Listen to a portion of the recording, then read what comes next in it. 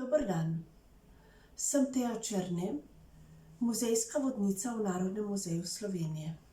Tu vodim program Muzej za starejše, mi k vam, vi k nam. Je že tako, da mi ne moremo k vam, vi pa ne k nam v muzej. Zato smo v teh dneh korona karantene, ko velika večina ostajamo doma, poiskali novo, drugačno pot. S Kamishibajem, gledališčem, ki prihaja z Japonske, vam bom predstavila zgodbo o Vili Meluzini. V glavni vlogi nastopata filmska idola iz 60 let prejšnjega stoletja. Gotovo ju boste prepoznali. Predstavljeni pa so tudi izbrani predmeti in grafike, ki jih hranimo v Narodnem muzeju Slovenije. Nisem slikarka, niti ne ilustratorka. In ker smo doma, sem risbe pač pripravila sama. Moja 13-letna hčerka pa se je znašla v vlogi snemalca. Strokovni pregled besedila je opravil dr. Tomaž Nabergoj, kustos za srednji vek, tako da sem po strokovni plati na varnem. Če imaš voljo in srce na pravem mestu, premagaš vse ovire. Vsem se toplo zahvaljujem za sodelovanje, vam pa za pozornost in čas, ki ga bomo preživeli skupaj.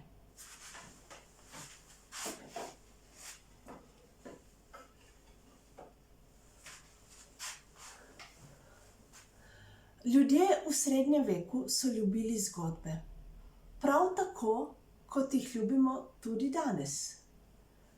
A danes imamo na voljo knjige, revije, časopise, radio, televizijo, filme v kinematografih, družabna omrežja, mladi pa tudi ljudje drugih generacij radi posegamo po spletu. Skratka, danes je več kot dovolj možnosti, da vsak najde dobro zgodbo zase. V srednjem veku pa ni bilo tako. Zgodba o Vili Meluzini je potovala od ust do ust. Iz Francije je prišla k nam v Slovenijo. Bila je tako priljubljena, da so ljudje po glavni junakinji izdelovali okrasne predmete. V Narodnem muzeju Slovenije hranimo figurico iz 15. stoletja iz starega gradu pri Boštanju v sevniški občini. Čeprav se je marsikaj spremenilo, je nauk te zgodbe še kako aktualen tudi danes. Predlagam, da zgodbi prisluhnete. Nekoč je živel lep, mlad in tudi pameten plemič. Rajmundin je bilo njegovo ime.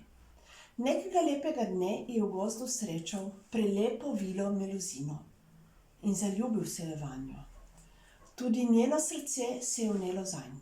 Sklenila sta, da se bosta poročila.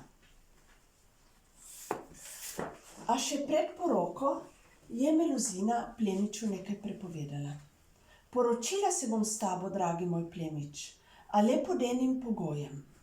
Nikoli me ne smeš videti v soboto. Obljubim, je rekel plemič, in tako sta se poročila. Mnogo let sta živela zelo srečno. Imela sta ljubeč in harmoničen zakon.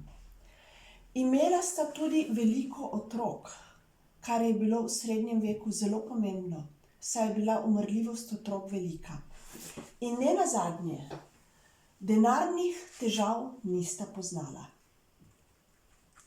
Življenje v njunem domu na gradu je teklo v blagostanju. Potem pa neke sobote plemič ni mogel več premagovati svoje radovednosti. Skozi špranje v vratih je pogledal v sobo svoje žene Vile Meluzine. Vila Meluzina se je tedaj ravno kopala. Od pasu navzgor je bila ženska. Od pasu navzdol je bila kača. Ampak ona je bila Vila in je instinktivno čutila. Ona je vedela, da jo njen mož gleda. In veste, kaj se je zgodilo? Spremenila se je v kačo in izginila. Plemič pa je ni videl nikdar več. Blagostanja je bilo konec. Avila Meluzina je bila dobra mati. Ponoči je ponovno prevzela človeško podobo in obiskovala svoje otroke. Nauk zgodbe pa je, prepoved je treba spoštovati. Oglejte si našo spletno stran, Virtualni muzej in druge programe. Dobrodošli v Narodnem muzeju Slovenije.